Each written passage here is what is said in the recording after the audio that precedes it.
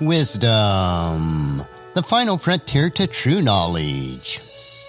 Welcome to Wisdom Trek, where our mission is to create a legacy of wisdom, to seek out discernment and insights, to boldly grow where few have chosen to grow before. Hello, my friend. I am Guthrie Chamberlain, your captain on our journey to increase wisdom and create a living legacy. Thank you for joining us today as we explore wisdom on our second millennium of podcast.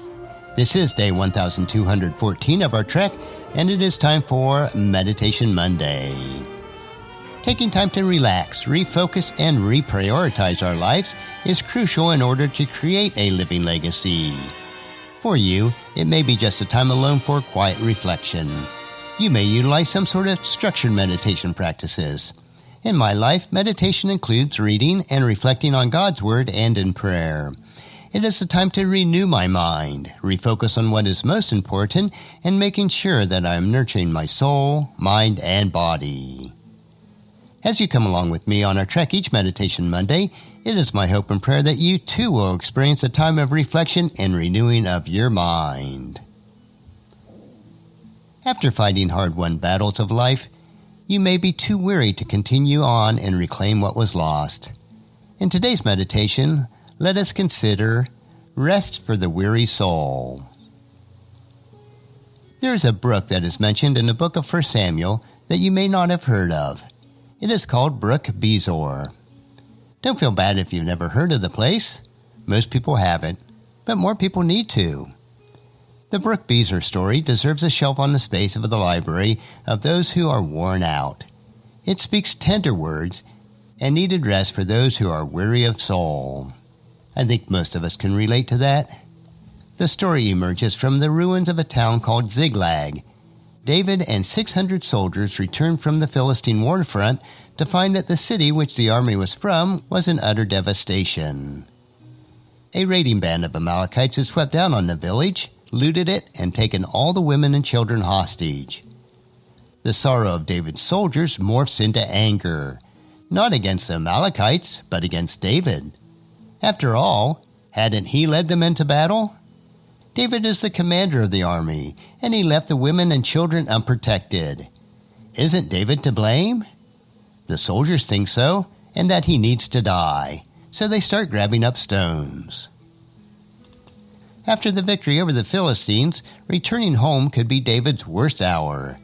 But David, with the wisdom of God, makes it one of his best. David redirects the men's anger toward the enemy. They set out in pursuit of the Amalekites. But keep the soldiers' weariness in mind. They were still covered with the trail dust of a long campaign and haven't entirely extinguished their anger for David. They don't know where the Amalekites' hideout is, and if it was not for the sake of their loved ones, they might just give up and take the loss. In this story, though, we learn that 200 of the 600 soldiers are ready to rest. The army reaches the brook called Bezor, and they dismount. All the soldiers wade into the creek, splash water on their faces, sink their tired toes in the cool mud, and stretch out on the grass. After hearing David's command to move on in pursuit of the Amalekites, 200 of his 600 soldiers choose to rest. You go on without us, they say. How tired does a person have to be to abandon a hunt for his own family? The church may also have their share of weary soldiers. They're good people. Godly people. Only hours, or maybe years ago, they marched with deep resolve. But now fatigue consumes them. They're exhausted. So beat up and worn down that they can't summon the strength to save their own flesh and blood. Maybe old age has sucked their oxygen. Maybe a defleeting string of defeats. Divorce can leave you at the brook. Addiction can as well.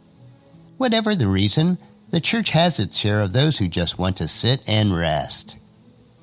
The church must decide, what do we do with these Brook Bezor people? Do we berate them, shame them, give them the rest but measure the minutes? Or do we do what David did? David let them stay. David and the remaining 400 soldiers marched on and resumed their chase. David and his men swooped down on the Amalekites like hawks on rats. Every Israelite woman and child was rescued. Every Amalekite either bites the dust or hits the trail, leaving their precious plunder behind. David goes from scapegoat to hero, and the whooping and the hollering of the soldiers begin. But what about the 200 men who had rested and chose not to fight? You might feel the same way that some of David's men felt, as recorded in 1 Samuel chapter 30, verse 22. But some evil troublemaker among David's men said, "They didn't go with us, so they can't have any of the plunder we recovered.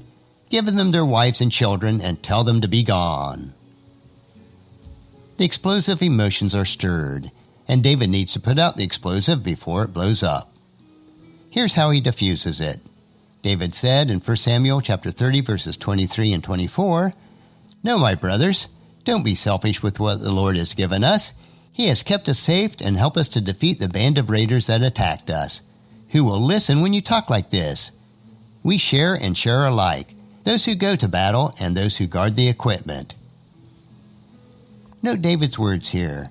They guarded the equipment, as if that had been their job.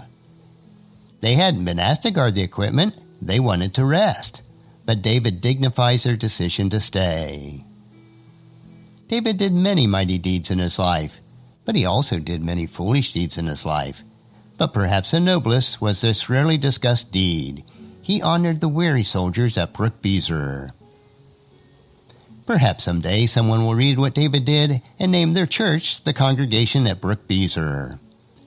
Isn't that what the church is intended to be? A place for soldiers to recover their strength? If you are listed among them, here's what you need to know.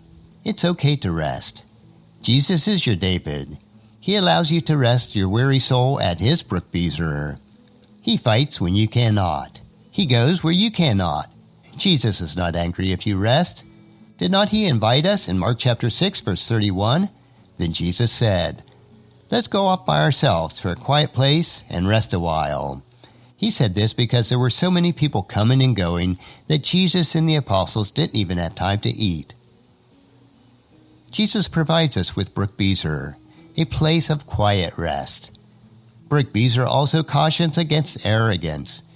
David knew the victory was a gift. Let's remember the same. Salvation comes like the Egyptian in the desert that showed David and his army where the Amalekites were camped. He was a delightful surprise on the path, like salvation, unearned and undeserved. Who are the strong to criticize the tired? Are you weary? Take time to catch your breath. We need you, and God's church needs your strength. Are you strong? Well, reserve passing judgment on the tired. Odds are, you'll need to plop down yourself. And when you do, Brook Beezer is a good story to know. Let's take time to meditate on this today. And that's a wrap for today's meditation. Next week we will continue on our trek on Meditation Monday as we take time to reflect on what is most important in creating our living legacy. On tomorrow's trek we will explore another wisdom quote. This 3-minute wisdom supplement will assist you on becoming healthy, wealthy, and wise each day.